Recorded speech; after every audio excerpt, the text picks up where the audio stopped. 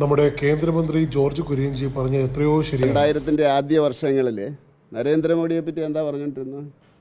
അങ്ങനെ പറഞ്ഞില്ലായിരുന്നെങ്കിൽ ഈ ഉയരത്തിലെത്തുമായിരുന്നു നരേന്ദ്രമോദി. അപ്പോൾ അതുകൊണ്ട് മഞ്ഞിൽ വിരിഞ്ഞ പൂക്കളിൽ നിന്ന് ഉയർന്നതുപോലെ ബി ജെ പി കുതിച്ചു. തഴയലിലൂടെ ശക്തി പ്രാപിക്കുന്ന ഒരു ശക്തിയെ തഴഞ്ഞുകൊണ്ടേയിരിക്കുന്ന ഒരു ഹിസ്റ്ററിയുടെ ലെസൺസ് അറിഞ്ഞുകൂടാത്ത ഒരു ലിബറൽ റൈറ്റ് വിങ് ഫോഴ്സസ് വന്നിട്ടുള്ള സ്ഥലങ്ങളായാലും ശരി, അവരുടെ ആദ്യത്തെ ഗ്രോത്തിന്റെ ചാർട്ട് എടുത്ത് നോക്കിയാൽ നമുക്ക് മനസ്സിലാവും അവരെങ്ങനെയാണ് ശക്തി പ്രാപിച്ചതെന്നുള്ളത്. അവരെ റിഡിക്യൂൾ ചെയ്യും, അവരെ ഡിമോണൈസ് ചെയ്യും, അവരെ ഓസ്ട്രസൈസ് ചെയ്യാൻ നോക്കും ആദ്യം. ഇതിൽ നിന്നെല്ലാം അവർ ശക്തി പ്രാപിക്കുകയാണ് ചെയ്യുന്നത്. ഇതല്ല, റൈറ്റ് വിങ്ങിലുള്ളവരും ഹ്യൂമൻസ് ആണ്.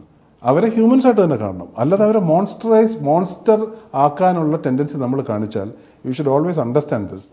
ലോകത്തിന്റെ ചരിത്രത്തിൽ റൈറ്റ് വിങ് ഉയർന്നിട്ടുള്ളതും ഭയങ്കരമായ പവർ വന്നിട്ടുള്ളതും അവരെ ഡെമോണൈസ് ചെയ്യാൻ ശ്രമിക്കുമ്പോഴാണ്, അവരെ തഴയുമ്പോഴാണ്.